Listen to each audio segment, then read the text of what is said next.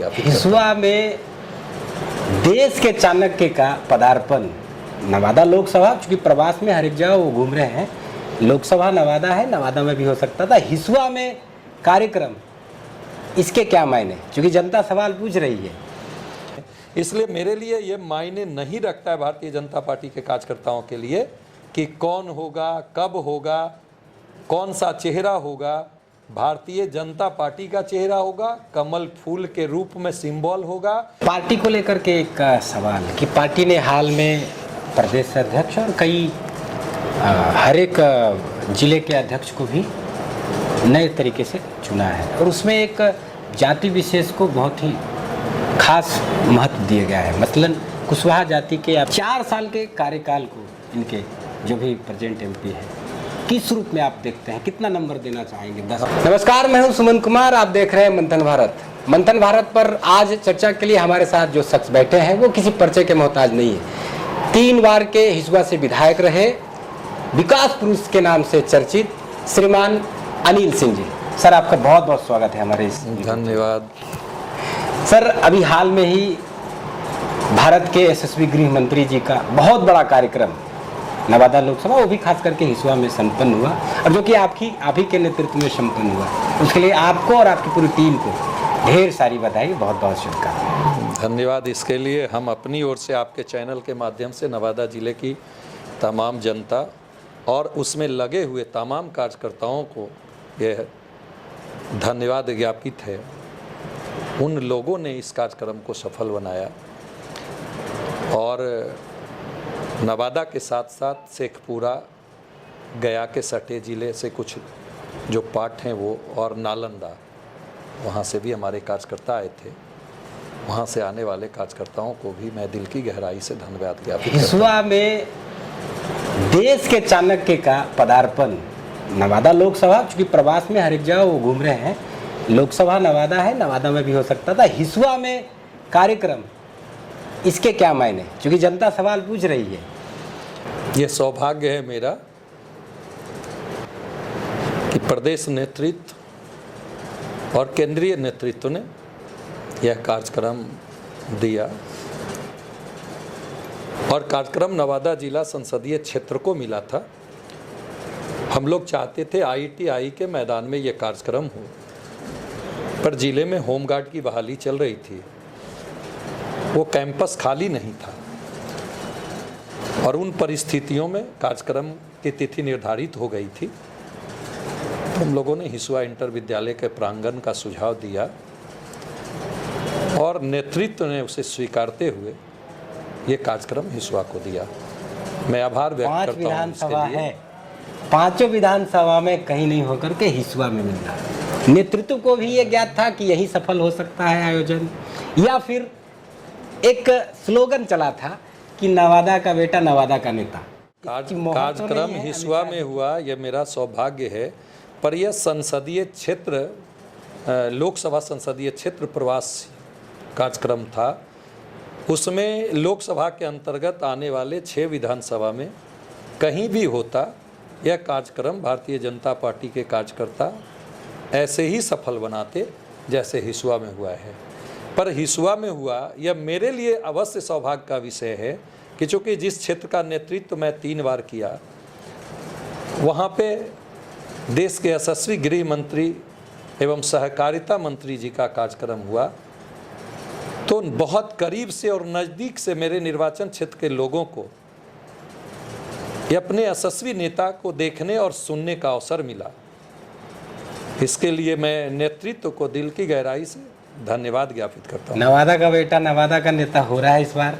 मसलन आप लोकसभा चुनाव लड़ रहे हैं, पार्टी का कुछ इशारा, पार्टी जनता में ये एक कौतूहल है, क्योंकि कार्यक्रम जब हिसुआ में हुआ तो सबके दिमाग में है कि अमित शाह जी, चूँकि पार्टी में बहुत ही कद्दावर नेता हैं और उनकी रणनीति पर पार्टी चलती है, और इस नाते सबको लग रहा है कि शायद पार्टी कोई इशारा कर रही है। आपका क्या कहना है? इस संदर्भ में मैं ये कहना चाहूँगा कि नवादा जिले वासियों की जो भावना है, मैं भारतीय जनता पार्टी का एक कार्यकर्ता हूँ, मेरे जैसे जिले के तमाम कार्यकर्ता नवादा जिला वासियों की भावना से पार्टी नेतृत्व को अवगत कराया है। पार्टी नेतृत्व का फैसला हम सब के लिए सर्वमान्य होता है। और जो नवादा जिले वासियों की भावना है, उस भावनाओं में एक चीज़ तो स्थिति स्पष्ट हमारे नेतृत्व और हमारे यशस्वी गृह मंत्री जी ने हिस्वा इंटर विद्यालय के प्रांगण से कर दिया कि नवादा भारतीय जनता पार्टी लड़ेगी। और अब भारतीय जनता पार्टी में उम्मीदवार कौन होगा, यह निर्णय लेना, यह तय करना हमारे केंद्रीय नेतृत्व का है। केंद्रीय नेतृत्व जो निर्णय लेगी, हम सब अपने नेता के निर्णय के साथ हैं। पर नवादा जिले वासियों की जो भावना है, उन भावनाओं से हम लोगों ने समय समय पे पहले भी अवगत कराते रहे हैं। आज यह जन जन की आवाज़ बन गई है। हम लोगों ने पार्टी नेतृत्व को भी इन बातों से अवगत कराया है और पार्टी नेतृत्व के पास बहुत सारे चैनल हैं तमाम चीज़ों को जानने का। मेरा विश्वास है कि पार्टी नवादा वासियों के हित में निर्णय लेगी और जो निर्णय लेगी, नवादा जिलावासी भारतीय जनता पार्टी के रूप में 2024 में नरेंद्र भाई मोदी को तीसरी बार देश के प्रधानमंत्री बनाने के लिए तैयार और तत्पर बैठी है। और नवादा का सीट भारतीय जनता पार्टी के झोली में देने से और यहाँ भगवा लहराने से, यहाँ कमल खिलाने से दुनिया की कोई ताकत रोक नहीं सकती। चुनाव नज़दीक है और जनता के दिमाग में वो चेहरा, वो फेस भी कैंडिडेट के रूप में आना चाहिए और इसलिए लोग जो है बड़ी आशा और आकांक्षा के साथ एनडीए की तरफ देख रहे हैं। एनडीए में चर्चा है बहुत सारे लोगों की कि फलाना व्यक्ति उम्मीदवार बनेंगे, फलाना व्यक्ति उम्मीदवार बनेंगे। तो उस पर कब तक लगता है आपको कि पार्टी या देखिए, आप एक चीज़ देख रहे होंगे कि हमारे नेता आए थे, संगठन विस्तार, पार्टी के कार्यक्रम, सरकार की योजनाएं, इन तमाम चीज़ों को लेकर हम भारतीय जनता पार्टी के कार्यकर्ता गांव के गलियों तक काम कर रहे हैं। और जो समय आपने कहा कि कब तक, यह भी निर्णय केंद्रीय नेतृत्व को लेना है और सही समय आने पे, क्योंकि सामने जो गठबंधन है, समय आने पे आपको केंद्रीय नेतृत्व जो निर्णय लेगी उससे आप भी अवगत होंगे, हम भी अवगत होंगे। पर हम आपको इतना आश्वस्त करते हैं कि भारतीय जनता पार्टी के कार्यकर्ता एक चुनाव जब संपन्न होता है तभी से दूसरे चुनाव की तैयारी में लग जाते हैं। इसलिए मेरे लिए ये मायने नहीं रखता है भारतीय जनता पार्टी के कार्यकर्ताओं के लिए कि कौन होगा, कब होगा, कौन सा चेहरा होगा। भारतीय जनता पार्टी का चेहरा होगा, कमल फूल के रूप में सिंबल होगा और जो होगा उसको हम सब मिलकर उसमें अपनी ताकत, अपनी जान लगाएंगे, कमल खिलाएंगे और देश में नरेंद्र भाई मोदी के हाथों को मजबूत करेंगे।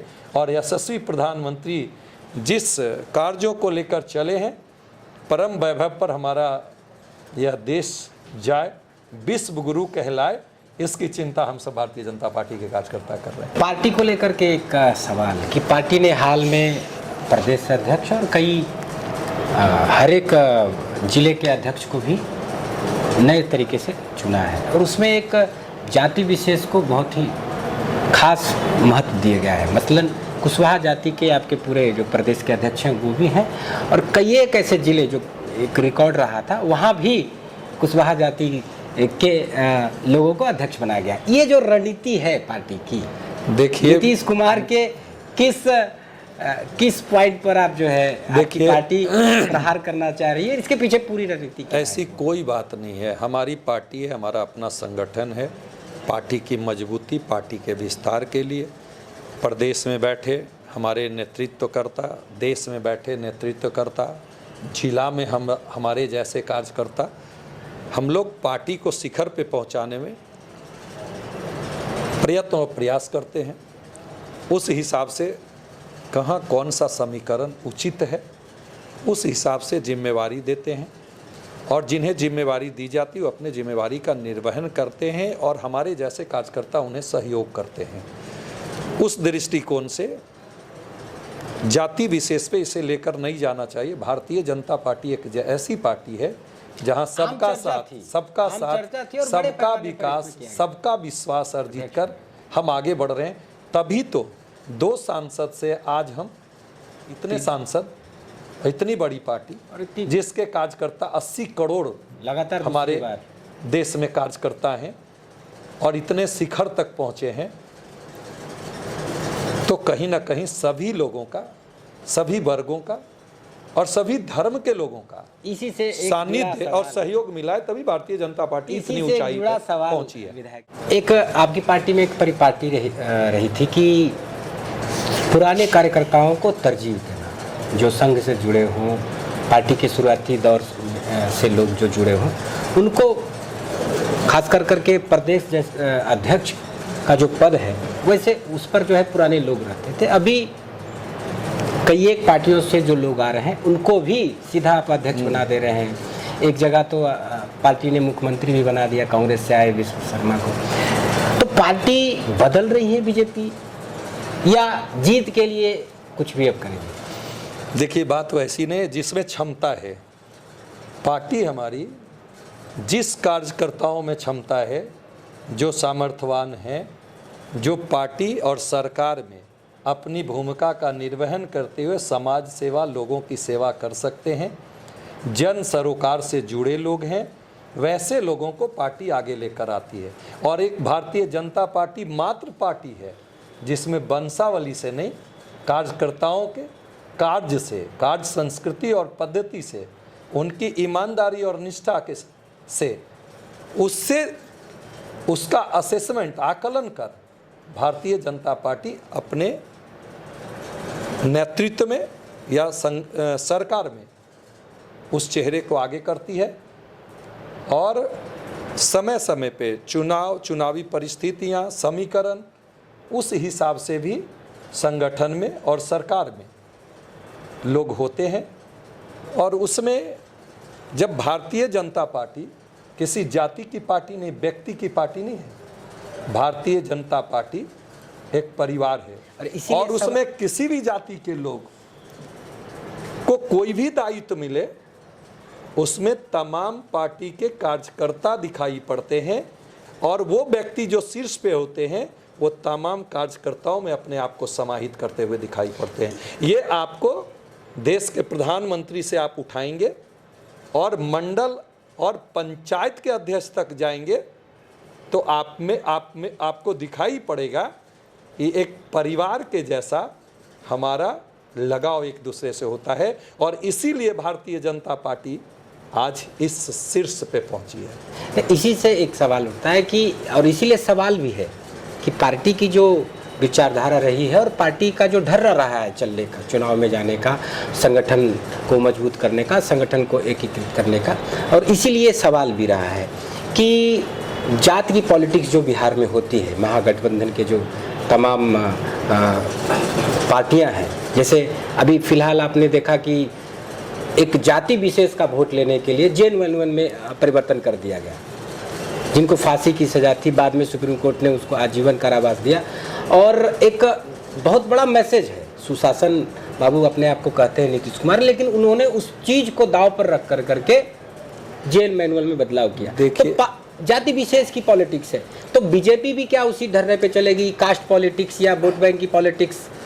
इसीलिए ये सवाल उठता है। बिहार में सुशासन तब तक रहा जब तक भारतीय जनता पार्टी सरकार में रही। सुशासन बाबू के चेहरे को तलाश कर और तराश कर पब्लिक के बीच लाने का काम भारतीय जनता पार्टी ने की।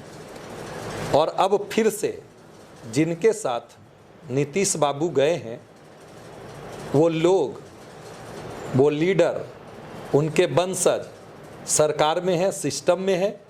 बिहार को 2005 से पहले वाले दिशा में लेकर चलने का कार्य प्रारंभ कर दिया गया है।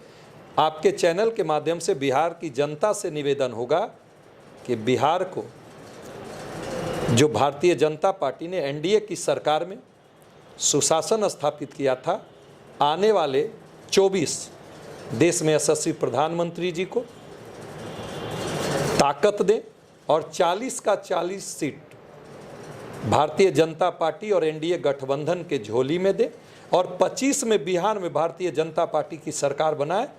फिर ये जो लोग हैं जिसकी चर्चा हिसुआ इंटर विद्यालय के प्रांगण में हमारे यशस्वी गृह मंत्री जी ने कहा था कि जो ऐसे लोग हैं, जो गंदे लोग हैं, जो बिहार में उन्माद फैलाना चाहते हैं, अपराध को बढ़ावा देना चाहते हैं, उन्हें उल्टा लटका कर सीधा कर देंगे। ये भारतीय जनता पार्टी वो अवसर और उसका उदाहरण पड़ोस का प्रदेश यूपी आज दिखला रहा है। अगर भारतीय जनता पार्टी के हाथों में बिहार का बागडोर आया तो बिहार में अपराध नहीं, अपराध मुक्त बिहार होगा और विकास के रास्ते डबल इंजन की सरकार उस रफ्तार से दौड़ पड़ेगी जिसकी अपेक्षा अपने बिहार वासियों को है, जिसकी चाहत बिहार वासियों को है। इसी से जुड़ा एक सवाल कि अब आपके जो नए अध्यक्ष हुए हैं बिहार के, उनको बिहार का योगी भी कहा जा रहा है, क्या इसको कैसे देखते हैं? इस मामले में मैं आपको बता दूं, मेरी पार्टी, मैंने पहले भी कहा कि मेरी पार्टी में कलेक्टिव लीडरशिप, सामूहिक निर्णय लिए जाते हैं, चाहे राज्य स्तर के हों या देश स्तर के।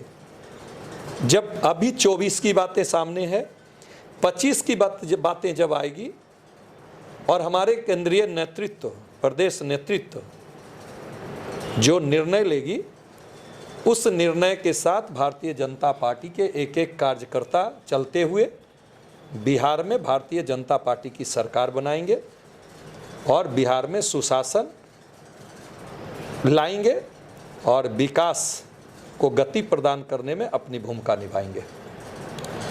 विधायक जी, 3 बार आपको जनता ने विधानसभा में भेजा। स्वाभाविक है कि आपके जो विकास के कार्य थे, जन कल्याण के जो कार्य थे, और उसी को मद्देनजर रखते हुए लोगों ने 3 बार, और इतने आप लोकप्रिय विधायक हुए यहाँ के नवादा जिला के, और आपका काम आसपास के विधानसभा ही नहीं, आसपास के जिलों से भी तुलना की जाती है। इस बार कहाँ चूक रहे हैं? देखिए, 2 बातें हुई।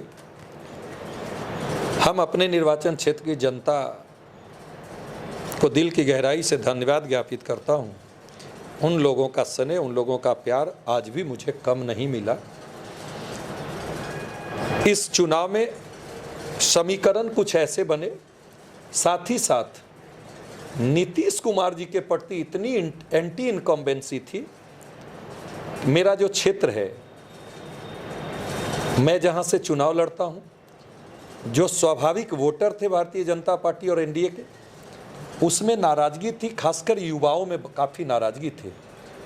उसका शिकार मैं भी हो गया। चर्चा तो ये भी थी कि पार्टी के भी कुछ लोग, बहुत कद्दावर लोग, वो होता है जब शिकस्त देने के लिए, वो होता है। मैं उस पर कोई चर्चा नहीं करना चाहता। बहुत सारे लोग बहुत लगे रहते हैं और कौन क्या कर रहे थे है मेरे संज्ञान में, बट उस पर कोई चर्चा मैं नहीं करना चाहता। व्यक्ति कोई नहीं जिताता, जनता रिजल्ट देती है और जनता ने मुझे आज भी इतनी ताकत दी, 80,000 वोट देकर मेरे हौसले को बनाए रखा है।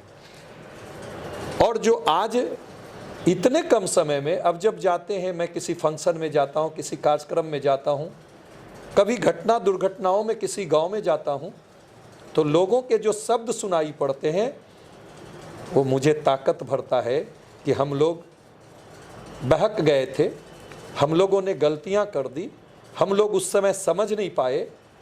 तो ये इन बातों की ओर मुझे ले जाता है खींचकर कि हौसला मेरे जहां लड़खड़ाते थे वहां वो सबल प्रदान करता है, ये शब्द प्रदान करता है कि कर्म कहीं जाता नहीं है।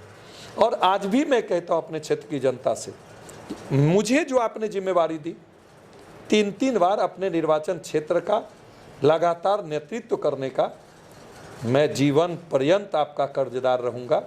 साथ ही साथ यह कहूँगा कि जो आपने जिम्मेवारी दी, मैंने अपने जिम्मेवारी का ईमानदारी पूर्वक निर्वहन किया। मुझे इस बात का पूर्ण शकून है, पूर्ण रूप से मुझे इस बात का यह है कि हमें जो जिम्मेवारी मिली थी हमने निर्वहन किया। उसकी परिणति, उसके फलस्वरूप ही आज जो गांव, एक भी गांव मेरे निर्वाचन क्षेत्र का आप नहीं पाएंगे, आपको आमंत्रित करते हैं कि आप आइए, सारे संसाधन मैं मुहैया करा दूंगा। जहां 12 रोड नहीं हो, जहां बिजली नहीं हो, जहां पंचायत वाइज आपको +2 विद्यालय ना हो, आप प्रखंड स्तरीय स्वास्थ्य केंद्र 30 बेडेड ना हो, थाना बिल्डिंग जहां लोग रिकॉर्ड रखने में सोचते थे, मेरे एक भी ऐसे थाने बिल्डिंग ना हो, पावर सब स्टेशन जहां एकमात्र हिसुआ में था पूरे निर्वाचन क्षेत्र में, जिससे नारदीगंज प्रखंड को, कुछ मेस्कौर के प्रखंड, कुछ पाट को, हिसुआ, संपूर्ण हिसुआ को, नगर और रूरल को बिजली की आपूर्ति की जाती थी। आज आप पाएंगे, मैं जो हमें अवसर मिला 2005 में, नारदीगंज में अपना पावर सब स्टेशन, हिसुआ में जो एक 3 MVA का ट्रांसफार्मर से पूरे 4 प्रखंड को आपूर्ति दी जाती, 3 प्रखंड को आपूर्ति दी जाती थी, 3 नहीं 4, मेस्कौर का भी पार्ट था, वहाँ आज उस एक हिसुआ ब्लॉक में 2, एक Manjhwe power sub station Hisua में 30 MVA का जहाँ 3 था वहाँ 30 MVA ट्रांसफार्मर आज, नरहट में पावर ग्रिड, सुपर ग्रिड। जब 2010 में मेरे परिसीमन में जुड़े थे अकबरपुर, तो वो फतेहपुर का एक पावर सब स्टेशन था, 20 पंचायत, जिससे गोविंदपुर और कुछ रजौली के पार्ट्स को भी बिजली की आपूर्ति की जाती थी। आज वहाँ भी अकबरपुर फतेहपुर मोड़ पर एक्सटेंशन कराया, साथ ही साथ निमदारगंज में नया पावर सब स्टेशन लगाया, और आज उससे हमारे निर्वाचन क्षेत्र में 20 घंटा 22 घंटा बिजली की आपूर्ति, गांव के किसी भी एरिया में आप जाएं, टोले में जाएं, गलियों में जाएं, वहां आपको बिजली की आपूर्ति। स्वाभाविक है विधायक जी, जो आपने काम गिनाए हैं वो काम दिखता है, जमीन पर दिखता है। साथ ही साथ पॉलिटेक्निक कॉलेज जी, इंजीनियरिंग कॉलेज जो नवादा बनकर है, गैर सरकारी संकल्प के माध्यम से सरकार से एक काम मेरा छूटा। मैं कोशिश किया था कोरोना काल में, अगर सदन बंद नहीं होता समय से पहले, तो मैंने मुख्यमंत्री जी से मिलकर मेडिकल कॉलेज के लिए, ये हमारे सवाल में भी था, मैं इसीलिए मैं सोचा कि मैं बता दूं, और उसके लिए मैंने केंद्रीय विद्यालय अपने देश के स्वास्थ्य राज्य मंत्री जी को नवादा लाकर विधि कॉलेज में घोषणा करवा दी थी। सिर्फ जमीन का बिर्त भेजना था, ब्यौरा भेजना था, लोकेट करके भेजना था, वो सरकार नहीं दे पाई, और इस बीच में चुनाव हुआ और मेरा चुनाव लॉस कर गया, मैं लूज कर गया चुनाव में। वो कसक मेरे सीने में आज भी है कि मैं मेडिकल कॉलेज नहीं ला पाया। और ये आपके साथ साथ पूरे ज़िले को कसक है विधायक जी की, और ये चर्चा भी रही कि अगर आप इस बार जीतते तो स्वाभाविक है कि इस बार नवादा को एक मंत्री भी मिलता, नवादा को उसकी भी क्षति पहुंची है, और स्वाभाविक है जो विकास के कार्य या फिर स्वास्थ्य क्षेत्र में या फिर शिक्षण संस्थान खोलने की बात जो आप कर रहे हैं, चाहे मेडिकल कॉलेज हो, सैनिक स्कूल में भी उसके लिए प्रयास करते, केंद्रीय विद्यालय के लिए प्रयास करते, और तमाम जो अभी एक नेशनल हाईवे NH30 पर जो पुल बन रहा है, उससे भी नवादा के विकास को बहुत ही बाधा पहुंची है। एलिवेटेड नहीं होने के कारण पूरा बुधौल, ये आपको मस्तानगंज से लेकर करके जो सूरज पेट्रोल पंप का पूरा एरिया है, जिसमें अनेक विकास के कार्य हो सकते थे, पार्किंग की सुविधा रह सकती थी अगर एलिवेटेड होता, तो स्वाभाविक है। देखिए, जब आप समस्या की बात करेंगे तो समस्या मैं आपको बताता हूं जो मेरे संज्ञान में है, और नवादा की जनता या मैंने स्वयं भी इन बातों को सबसे पहले मैंने रेज किया था कि नवादा का नेता नवादा का बेटा बेटी हो, जिसे नवादा संसदीय क्षेत्र का ज्ञान हो, वो उन्हें नवादा जिले में समस्याओं का ज्ञान हो, तब समाधान वो ला पाएंगे। और इन बातों को मैंने प्रारंभ किया था, जो आज जन जन की आवाज़ बन गई है। हर लोगों से मैंने उस भीड़ में देखा कि आपके जैसे जितने भी मीडिया के लोगों से बात कर रहे थे, तो सबकी भावनाएं हम सबकी एक ही है। और उसमें मैं आपको बताना चाहूँ कि मैं आज समस्या जो आप गिना रहे हैं ना, मैं आपको बताता हूँ कि आज मेडिकल कॉलेज 3 नंबर स्टैंड पे आप जाइए, आप आज तक ओवरब्रिज जिसके कारण नवादा शहर जाम की समस्याओं से जूझता है। आप बुंदेलखंड के पास आए, आज भी जाम की समस्याओं से हम जूझते हैं। नवादा के रिंग रोड बाईपास आज भी हम जूझते हैं। अपर सकरी आज भी किसानों के लिए वो सपने जैसे बने हुए हैं।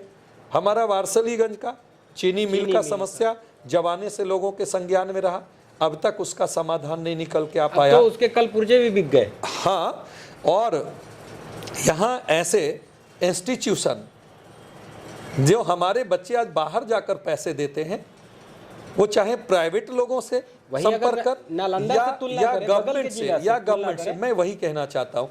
आप जो फोरलेन की बात की, मैंने 24/7/2017 को अपने देश के परिवहन एवं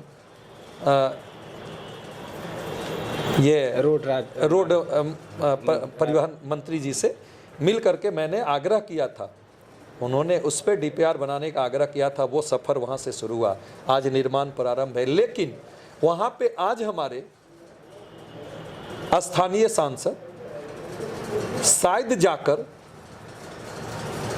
इन बातों को रख पाते कि हमारा जिला पिछड़ा जिला है, हमारा संसदीय क्षेत्र पिछड़ा संसदीय क्षेत्र है, जो नवादा और नालंदा का बॉर्डर है।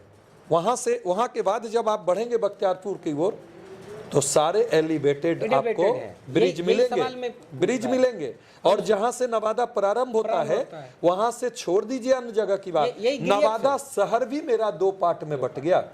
और यहाँ पे हमारा ओवर ब्रिज बना, एक तरफ से लोग जाएंगे, दूसरी तरफ दिख भी नहीं पाएगा।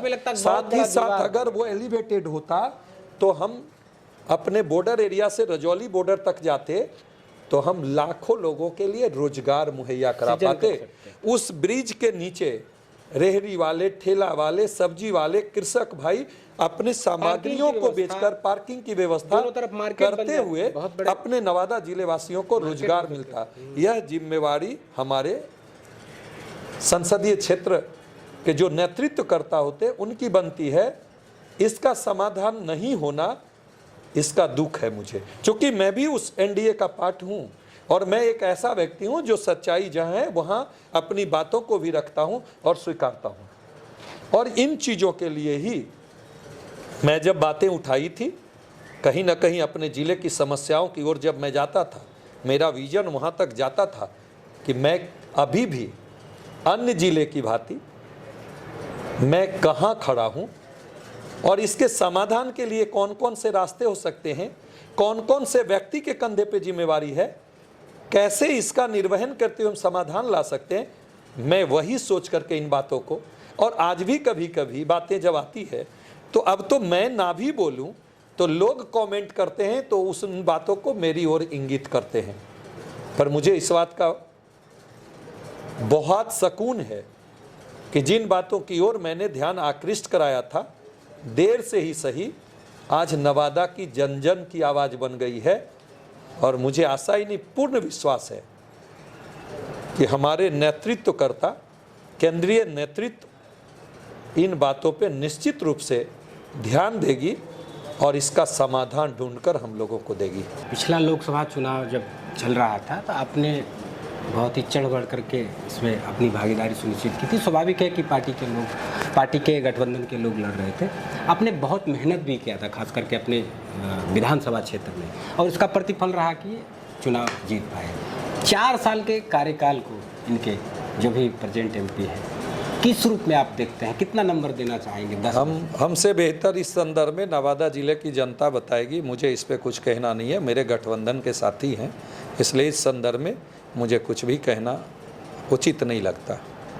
चलिए विधायक जी, इसी आशा और उम्मीद आकांक्षा के साथ कि नवादा का अपना जनप्रतिनिधि मिले, नवादा को, नवादा का बेटा नवादा का नेतृत्व करे, ताकि नवादा जो पिछड़ा है बिहार के अनेक जिलों से, उसकी क्षतिपूर्ति हो सके। मसलन मेडिकल कॉलेज बन सके, सैनिक स्कूल बन सके, यहाँ केंद्रीय विद्यालय हो सके, गुमटी का जो पर अपने ओवर ब्रिज का निर्माण का, और अनेक रोजगार के सृजन के जो कार्य हो सके। इसी आशा उम्मीद और आकांक्षा के साथ कि आप नवादा के नेता जो नवादा का बेटा है वो नेतृत्व करें लोकसभा में, यहाँ का कोई अपना प्रतिनिधि वहाँ इसकी आवाज़ को बुलंद करे, नवादा के लोगों की आवाज़ को बुलंद करें, इसी आशा आकांक्षा के साथ आपने हमें इतना समय दिया, आपने अनेक हमारे सवालों के जवाब दिए, बहुत खुलकर करके जवाब दिए और सारी बातों को रखा। इसके लिए आपका बहुत बहुत आभार, बहुत बहुत धन्यवाद। आपका भी बहुत बहुत आभार।